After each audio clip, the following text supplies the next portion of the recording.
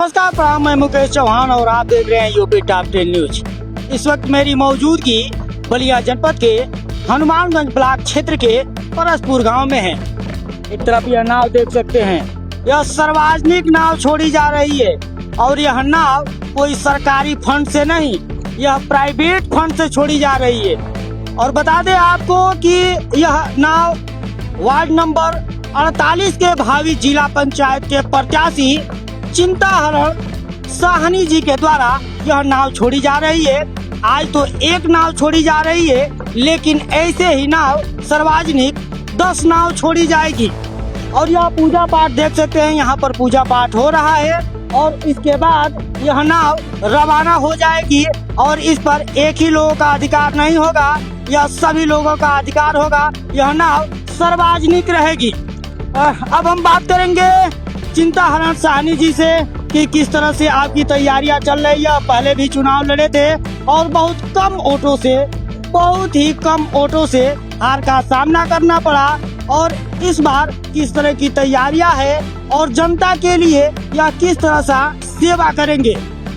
जी हाँ, सबसे पहले मैं आपको धन्यवाद देना चाहूँगा। और हम लोग ये जो नाव को छोड़ रहे हैं इस सुरहा ताल में, ये बहुत ही ऐतिहासिक काम कर रहे हैं हम लोग। हमारे साथ जितने युवा लोग हैं, हमारे साथी लोग हैं, माताएं हैं, बहनें हैं, मैं उनको आश्वासन देना चाहता हूं कि ये हमारी पहली नाव है और फरवरी में 3 नाव और लॉन्च होगी। उसके बाद 2.5 लाख रुपए का मछली डालेंगे हम लोग ताल में। तो ये जो नाव है सार्वजनिक नहीं है, ये हमारे निजी फंड से है, लेकिन इस पे सबका अधिकार है, पूरे क्षेत्रवासियों का अधिकार है। जो भी लोग सुरहा ताल के आजू बाजू रहते हैं सबका अधिकार है। सारे लोग इससे मछली मार सकते हैं, इस नाव से ताल में घूम सकते हैं, भ्रमण कर सकते हैं। तो हम लोग क्या मन में आया कि नाव छोड़नी चाहिए? क्या इस जो पानी हुआ था, पानी बरसात हुई थी, उसमें कई फसलें बर्बाद हुआ था, पूरा जनपद परेशान था, क्या उसको हाँ, उसको देख के मैं जब यहाँ रहता नहीं हूँ, कभी कभी जब आता हूँ देखता हूँ कि फसल की कटाई हो रही है और हमारे क्षेत्र की फसल डूब गई है। तो लोग डांड भर पानी में हेल के और अपना अनाज निकालते हैं। आधा से अधिक अनाज उधर ही छूट जाता है और सड़ जाता है। तो इस समस्या को देख के ही हमने ये निर्णय लिया कि नहीं, हम अपने जीवन में कभी बाइक नहीं खरीदे हैं। और ये जो नाव है ये हमारे इतिहास काल से ही भारत या नहीं पूरे दुनिया में पहली सवारी गाड़ी है। तो मैं सोचा कि जो हमारे पूर्वजों ने नाव की खोज किया, मैं उनको सम्मान देते हुए सबसे पहले नाव को ही खरीदूंगा और देशवासियों, गाँव वासियों के सेवा के लिए इस नाव को लगा दूंगा। जो पानी वाला क्षेत्र है तो आपने तो नाव दे दिया, लेकिन जिला पंचायत ईश्वर के कृपा से निकल जाता है, तो और भी जनता के लिए किस तरह से सोच रखते? मेरा सोच ये है कि हमारे साथ जो लड़के रहते हैं, युवा लड़के रहते हैं, तो उनके लिए सबसे पहले मैं लाइब्रेरी बनवाऊंगा। उसके बाद क्षेत्र में एम्बुलेंस की समस्या है, एम्बुलेंस की समस्या को दूर करूंगा। अगर सरकार नहीं देगी तो हम अपने निजी फंड से एम्बुलेंस खरीद के देंगे। उसके बाद मैं अपने जिला अस्पताल में भी धरना दूंगा कि हमारे यहाँ छोटी से छोटी बीमारी के लिए भी लोग जाते हैं ना, तो रेफर पर्ची पे लिख के भेज दिया जाता है बनारस, लखनऊ। ये समस्या के लिए मैं लगातार आवाज उठाऊंगा और उठाते रहता हूँ जब भी क्षेत्र में आता हूँ। हमारे यहाँ जो महिलाएं हैं, माताएं हैं, आई हैं, सबके घुटने में दर्द है और कोई डीएम, जिला प्रशासन इस पे गौर नहीं कर रहा है। और ये लोग पुड़िया वाली दवाई खरीद के लाती हैं, इस पे कोई ध्यान नहीं देता है कि उनकी किडनी खराब करेगा कि क्या खराब करेगा। तो मैं चाहता हूं कि सभी क्षेत्रवासी स्वास्थ्य के प्रति भी गंभीर हों और मैं सौभाग्यशाली हूं कि उनकी आवाज को उठाता हूं और आने वाले समय में भी उठाता रहूंगा। जिस तरह से आपने युवाओं के लिए लाइब्रेरी सोचा, वृद्धजनों के और बीमार लोगों के लिए एम्बुलेंस सोचा, लेकिन जिस तरह से अभी कल बलिया डीएम कार्यालय पर देखा गया कि आगे के समाज के कुछ लोग थे जो जिस तरह से माँ गंगा की नीलामी हो रही है, नीलामी रोकने के लिए आए थे और सुनने में आया कि 2 घाटों की नीलामी हो चुकी है। इस संदर्भ में क्या देखिए, मैं नीलामी का विरोध करूंगा और चाहूंगा कि जो चीज गरीब तबके के लिए है, वो जिनका जीवन यापन चलता है मछली मार के, तो वो लोग नीलामी में फिर कहाँ किसको पैसा देंगे? उनके पास इतना पैसा नहीं होता है कि अपने बच्चे को ठीक से एजुकेशन दे दें। वो लोग खाने के लिए काम करते हैं। तो मैं चाहूंगा कि ये सब नीलामी वाली प्रक्रिया को डीएम जी और हमारे मंत्री संजय निषाद जी और मुख्यमंत्री जी से भी निवेदन करूंगा कि आप लोग इस कार्यक्रम को रोकिए, नीलामी उलामी मत करवाइए, क्योंकि जो परिवार वहाँ पे मछली मारता है ना, उनका पूरा 4-5 परिवार का पूरा भोजन उस पैसे पे डिपेंड करता है। और जरूरी नहीं है कि रोज वो 300 का मछली मार ले, कभी कभी 50 रुपए का भी मछली मारता है बेचारा, और उसी 50 रुपए में वो अपने परिवार का भरण पोषण के साथ साथ अपने परिवार की शिक्षा के साथ इतनी महंगाई में निर्वहन करता है। तो मैं इस नीलामी का विरोध करता हूँ। लेकिन जिस तरह से आदि के समाज के लोगों ने कहा कि इसके लिए हमने डीएम एसपी या बलिया के उच्च अधिकारियों के पास गया, यहाँ तक कि उत्तर प्रदेश के कैबिनेट मंत्री संजय निषाद जी के पास भी गए, लेकिन अभी तक कोई सुनवाई नहीं हुई। देखिए, सुनवाई होनी चाहिए, और अगर नहीं हो रहा है तो हम लोग लगातार प्रदर्शन करेंगे, क्योंकि ये मामला एकदम जमीन से जुड़े हुए व्यक्ति का है। और सरकार बोलती है कि हम हर एक आदमी का ख्याल रखेंगे। तो ख्याल कैसे रखेंगे भाई, जब आप उनका रोजी रोटी और रोजगार ही मार दे रहे हैं? तो मैं चाहूंगा कि किसी के रोजी रोजगार पे वार न किया जाए, किसी के पेट पे वार न किया जाए, किसी के शिक्षा पे वार न किया जाए, किसी के स्वास्थ्य के साथ खिलवाड़ न किया जाए। तो मैं चाहूंगा कि नीलामी न किया जाए। नीलामी करेंगे तो वो उसमें लाखों करोड़ों वाले लोग कूदेंगे और फायदा उनको होगा, और जो गरीब गुरबा परिवार है उनको थोड़ा भी लाभ नहीं होगा। वो टैक्स भरते रह जाएंगे और उनके परिवार का ठीक से भरण पोषण पालन नहीं हो पाएगा। तो मैं नीलामी का विरोध करता हूँ। जिस तरह से देखा जाए कि लोग जीतने के बाद भी ऐसा कार्य नहीं करते हैं।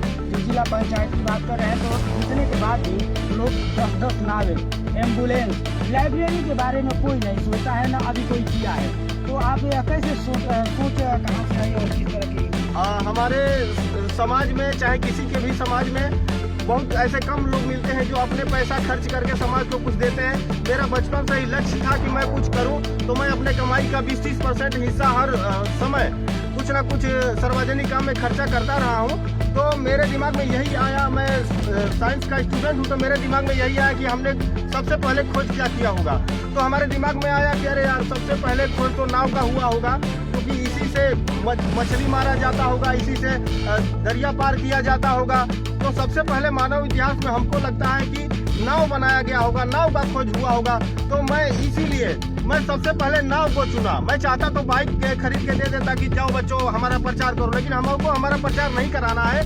हमको मूल चीज पे, जिससे एक नहीं समाज के हजारों लोगों को फायदा हो, हम वो चीज करेंगे। चुनाव जीतूं या हारूं, मैं 10 नाव डालूंगा।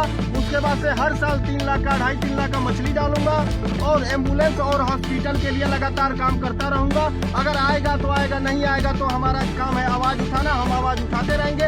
हम उन महिलाओं के लिए आवाज उठाएंगे जिनके हाथ पैर में जोड़ा में दर्द है। कोई सरकार ध्यान नहीं दे रही है, और ना ही आज क्षेत्रीय नेता ध्यान दे रहे हैं। तो मैं चाहूंगा कि आप डीएम को भी दिखाइए अपने चैनल के माध्यम से, जहाँ के जो हॉस्पिटल के मुख्य अधिकारी हैं उनको भी दिखाएं, और सबको इनका दवा देखा जाए कि दवा भाई पूर्णिया में कौन कौन सा ये लोग यूज कर रही हैं, वो है कि नहीं। हमारे यहाँ क्षेत्र में पानी में दोष है कि किस चीज में दोष है, उसका पता लगाएं। और मैं अपने निजी फंड से हमेशा सार्वजनिक कार्य करता रहूंगा। जितने मेरे पास शक्ति है उतना मैं करता रहूंगा, और 10 क्या, अगर ऐसा समय आ जाए तो मैं 100 नाव भी डाल सकता हूँ। हमारी कमाई बढ़ती जाएगी, तो मैं अपना फंड भी इसमें बढ़ाता जाऊंगा, अपना निजी फंड से खर्चा करता रहूंगा। वार्ड नंबर 48 में क्या मुख्य कमियां क्या दिख रही है? वार्ड नंबर 48 में मुख्य क्या हमें ये दिख रही है कि हमारे जिला पंचायत जो अधिकारी मतलब क्षेत्र के हैं जीते हुए हैं, वो आज तक इस वार्ड में हमारे तरफ क्षेत्र में घूमने ही नहीं आए।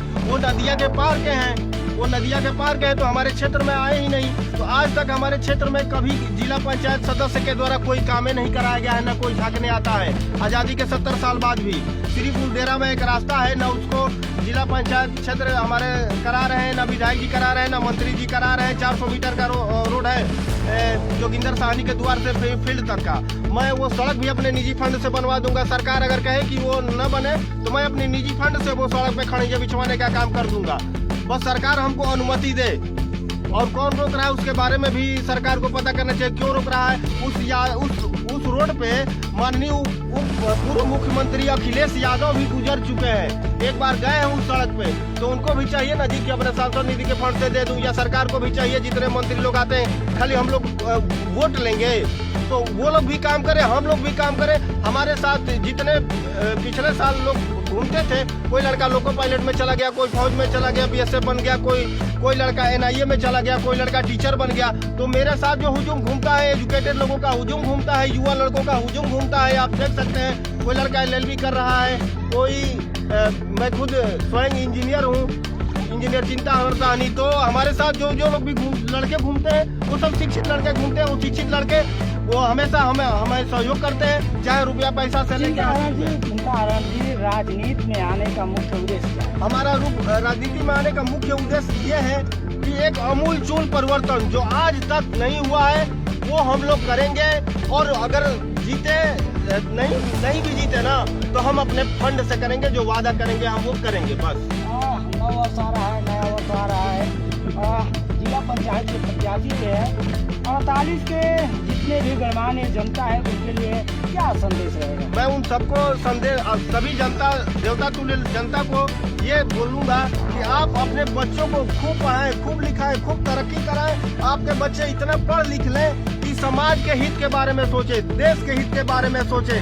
आर्टिफिशियल इंटेलिजेंस का जमाना आ रहा है, एआई का जमाना है, तो हमको विश्व गुरु बनना है ना, तो एआई पे हमारी कमांड बहुत अच्छी होनी चाहिए, नहीं तो आगे आने वाले जीवन में जीवन निर्वाह करना ही बहुत मुश्किल काम हो जाएगा। पूरे दुनिया से एआई में 5-5 हजार करोड़ रुपए इंजीनियरों को लिया जा रहा है, गांव देहात के कितने इंजीनियरों को लिया जा रहा है बताइए ना।